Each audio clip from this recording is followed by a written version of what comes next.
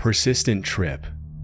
On August 14, 2012, a user named Amos No More uploaded a video titled Persistent Trip, Datura. The video, just over 2 minutes long, shows a young man in disarray alone in his room talking directly into the camera. He opens by giving the recording date, March 5, 2008, and immediately begins recounting a disturbing experience with a hallucinogenic drug. According to him, he's been stuck in an unending trip for over 2 months by the time this footage was recorded, and he claims his symptoms haven't shown any signs of improvement. It's March 5th, 2008.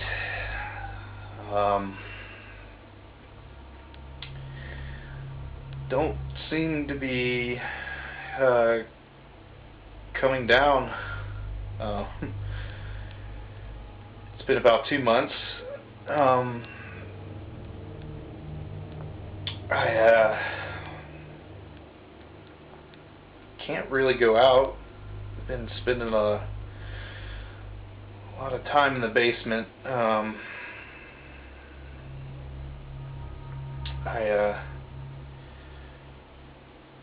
don't think it's wearing off. I don't really know. He explains he followed instructions from a book precisely, yet has no idea how to escape this nightmare. But it's not just the contents of this video that are unsettling, it's how the video came to be uploaded that makes it all the more eerie. The video's description reads, "This video was uploaded to YouTube several years ago and I haven't been able to find it recently. As I recall, the uploader claimed it was found footage. He said he found a tape on a park bench or something and was concerned about the person depicted therein." And just a few months later, another user by the name of Dizzy Duck uploaded the same video in December of 2012 with the title Endless Trip Video. The description of this second upload more or less aligns with what was mentioned in the first description, with the added information that the original footage was supposedly found somewhere in Philadelphia. Dizzy Duck also points out something disturbing, what looks like a revolver or some kind of gun on a shelf behind the man's left shoulder. Unfortunately, the resolution of both of these uploads is too low for me to identify it as a gun with certainty. But if it is, this would give this already cryptic video a very dark undertone. What really gets me though is the mystery surrounding it. Despite supposedly being over 14 years old and having over 400,000 views on one of its re-uploads, there's almost no credible information out there. The only other reference I found is this Reddit thread on r/videos from 11 years ago. However, even the original poster of this thread has since deleted their account. So, what's the deal with this video? Is it real or just an elaborate hoax? First, let's assume that all the known details surrounding the video are real, from what the person in the video is saying to what's mentioned in the description. The person in the video is clearly very stressed out, and while he's not going crazy in the traditional sense, his body language, refusal to make eye contact with the camera, and overall demeanor shows that he clearly wasn't 100% there when recording. I think I boiled the roots right. I did what it said in the book. I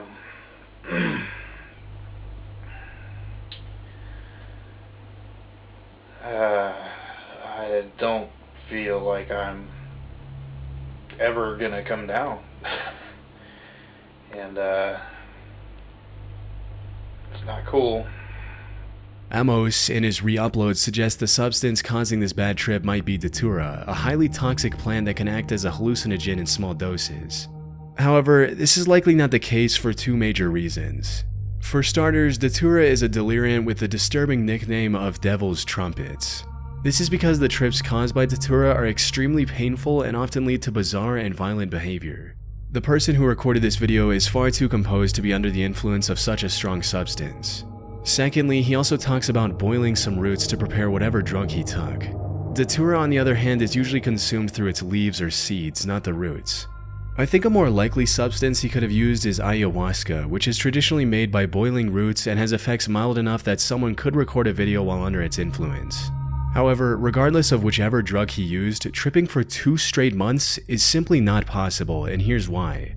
Almost all drugs wear off as soon as they're metabolized or leave the body.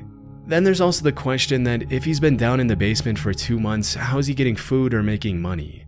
Considering these signs, it's likely that he was tripping, but not for 2 months, just a few hours. Many people in the comments of the original video have pointed to the phenomenon where a trip feels like it lasted for way longer than it actually did.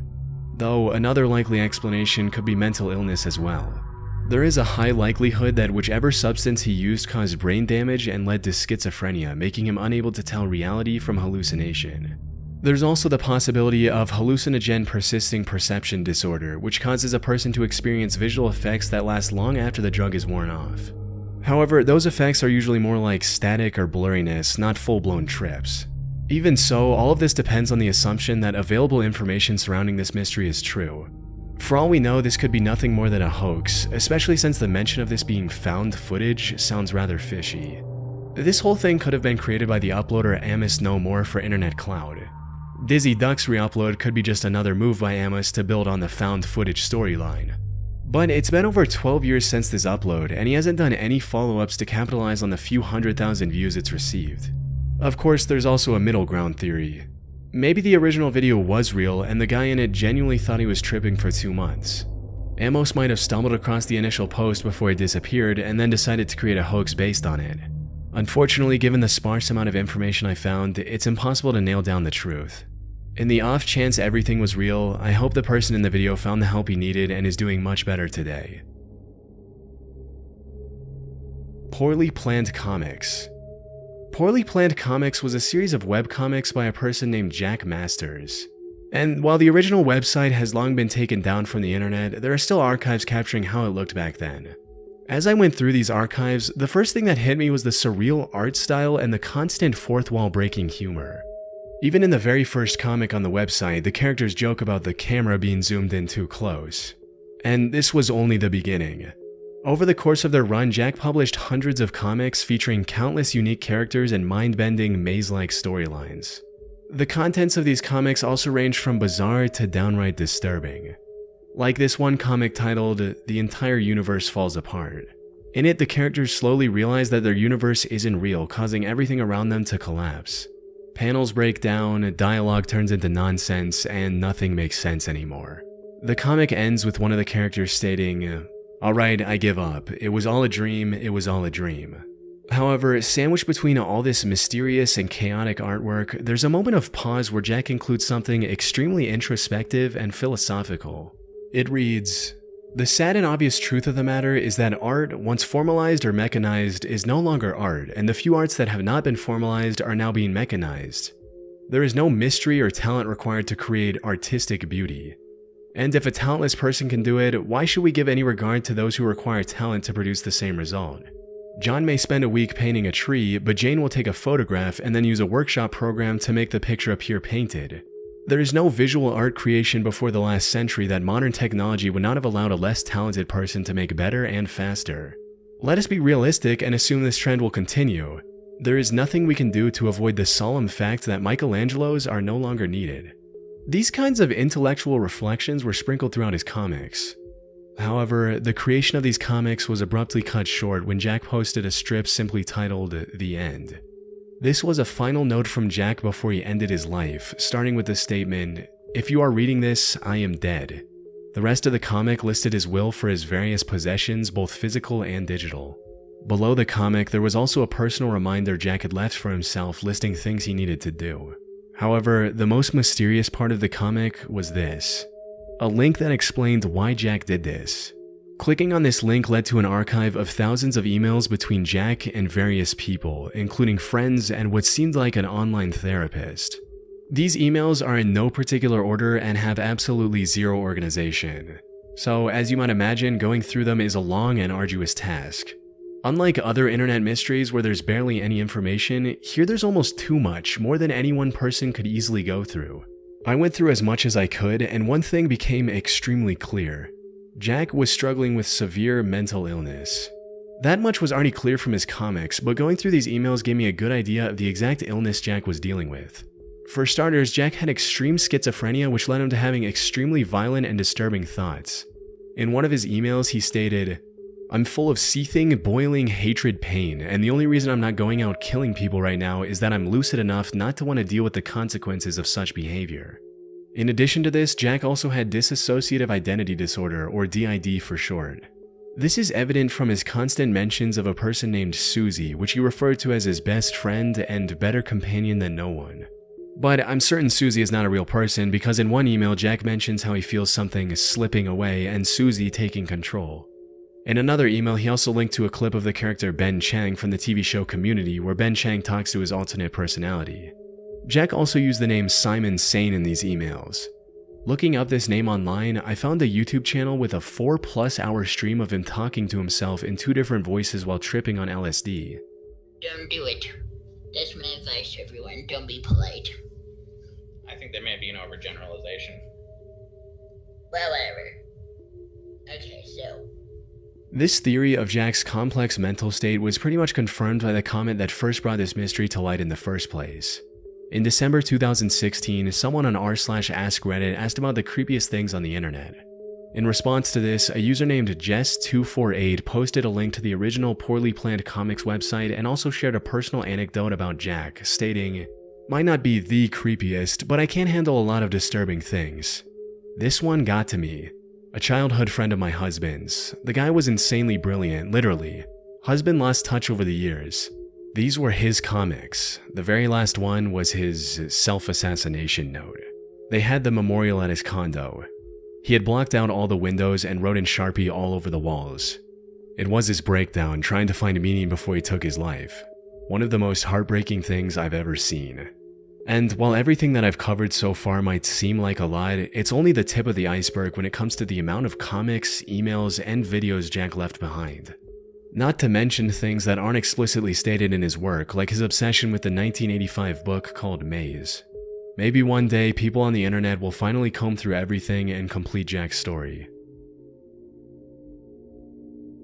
Jack froze emails. In November of 2011, Tim Hart was sitting on his couch surfing the web on his laptop when out of nowhere he received a mysterious email that left him in complete disbelief. The email read, "I'm watching. Did you hear me? I'm at your house. Clean your attic." Now, receiving an email like this would make most people think that they were either the target of a prank or had a stalker lurking nearby. But for Tim, both of these possibilities were completely out of the question because the email came from his friend Jack Froze, who had died about 5 months earlier. What made this particularly convincing was the bit about cleaning the attic.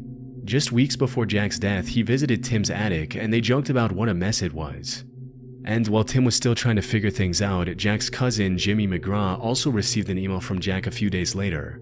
However, this one was even more mysterious than the last one, reading, "Hey Jim, how you doing? I knew you were gonna break your ankle, tried to warn you. Gotta be careful. Tell Rock for me. Great song, huh? You're welcome." Couldn't get through to him, his email didn't work. Now, the simplest explanation for these emails is that Jack had scheduled them to be sent before he passed away. However, this theory has 2 major flaws. You see, Jack died of heart arrhythmia, a condition where electrical signals that tell the heart to beat don't work properly. This happens mostly out of nowhere, and there's no reliable way to predict this ahead of time. In other words, Jack had no way of knowing that he was going to die, which would have prompted him to schedule these emails. Secondly, while it can't explain the email Tim received since the two talked about his dirty attic before Jack's death, there's no way to rationalize the email Jimmy received. He sprained his ankle about 2 weeks before receiving the email, which was nearly 5 months after Jack's death. So, unless Jack had the superpower of future sight, he couldn't have possibly predicted such an unlikely event for his scheduled email. This leads us to the second theory, one that the recipients themselves preferred to believe, that this was Jack's reaching out to them one last time from beyond the grave.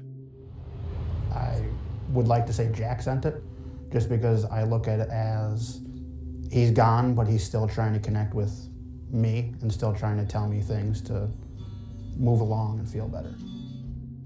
However, while it's comforting to imagine that those who have left this world can still watch over their loved ones, this is by far the least likely explanation for these emails. Especially compared to the possibility that someone close to both Tim and Jimmy had access to Jack's email account. This also explains the inclusion of recent events like Jimmy's ankle injury in the emails. Another thing I noticed while looking into this incident is that Jack's name is spelled incorrectly in the signature of both emails. It should be F-R-O-E-S-E, not F-O-R-S-E. If Jack was the one who wrote these emails, either before or after his death somehow, then why would he spell his own name incorrectly, twice? Ultimately, Tim and Jimmy had a real shot at finding the real sender if they really wanted to. But now, 13 years later, there's little hope we'll ever learn the truth. Grateful Doe Hitchhiker. On June 26, 1995, at around 1:30 p.m., Virginia State Police responded to the report of a car crash near the small town of Emporia, Virginia. The Volkswagen Vanagon involved in the incident was completely wrecked from the front due to a collision with roadside trees. And since neither of the two passengers were wearing a seatbelt, both of them were partially ejected from the front windshield and were deceased by the time police arrived.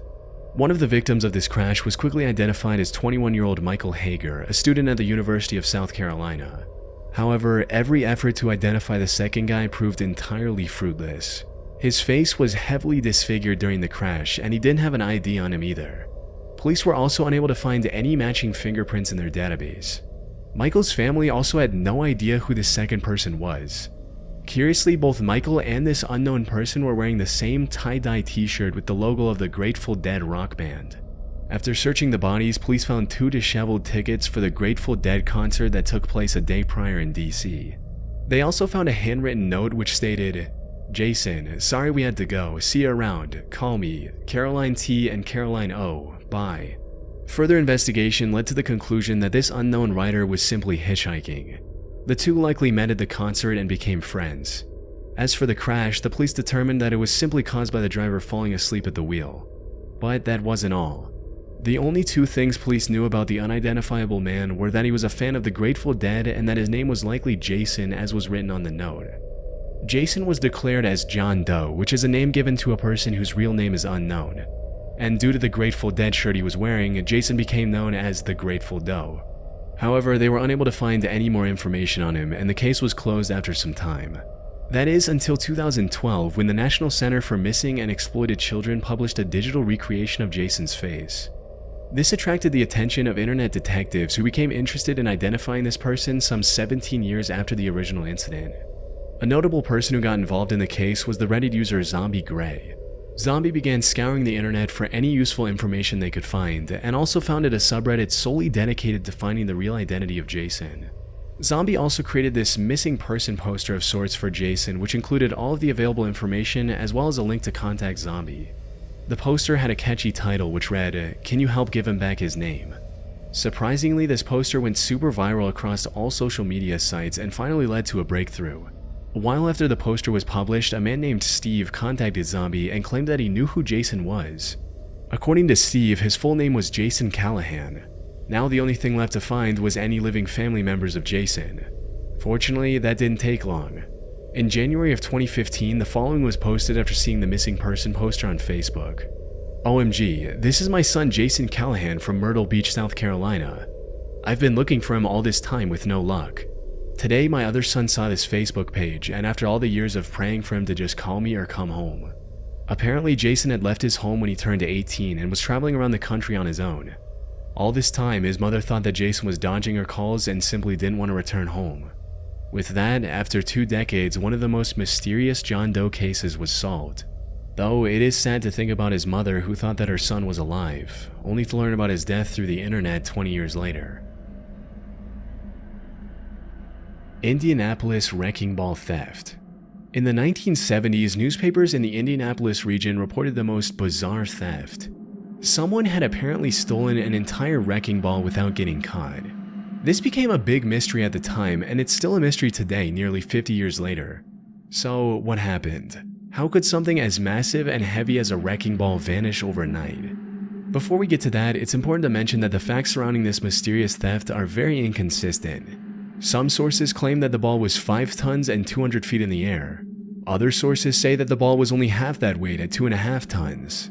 There's also a mystery surrounding the date of when this event happened. A newspaper report I found on the incident was from July of 1973. However, a Redditor found the mention of this mystery in a book which listed the date as 1974 instead. This book also listed the weight as 2.5 tons instead of the 5 tons mentioned in the newspaper, adding further confusion. This might not sound like a big deal, but a difference of 2.5 tons can make a wrecking ball much easier to steal with a truck and a well thought out plan. The bigger question, however, is why? As the 1973 newspaper states, "I can't figure out what someone would do with a 5-ton metal ball." Well, there are a few prevalent theories online. One of these theories speculates that this was the work of a rival company, which is just cartoonishly evil enough to be true. But the thing is, melting the wrecking ball to sell the steel would have been too expensive, and it's highly unlikely that they had a crane lying around to use with the stolen wrecking ball. So, if this theory is true, the only plausible explanation is that they stole the ball to slow down their rival's work and cause financial trouble. This also checks out since, according to the 1973 newspaper article, the ball was stolen during a demolition job. That said, there's also another theory that is also a bit out there, but can make perfect sense if we had more information regarding the finances of the company the ball was stolen from. According to this theory, the company stole its own wrecking ball and hid it somewhere as a form of insurance fraud. Also, while researching this topic, I came across a similar incident that happened in Dallas, Texas in 1978. If the wrecking ball theft in Indianapolis was truly for insurance fraud, maybe a demolition business owner in Dallas saw its success and decided to do the same. Overall, because this happened so long ago and there's very inconsistent information on it, we'll likely never know what happened to this disappearing wrecking ball.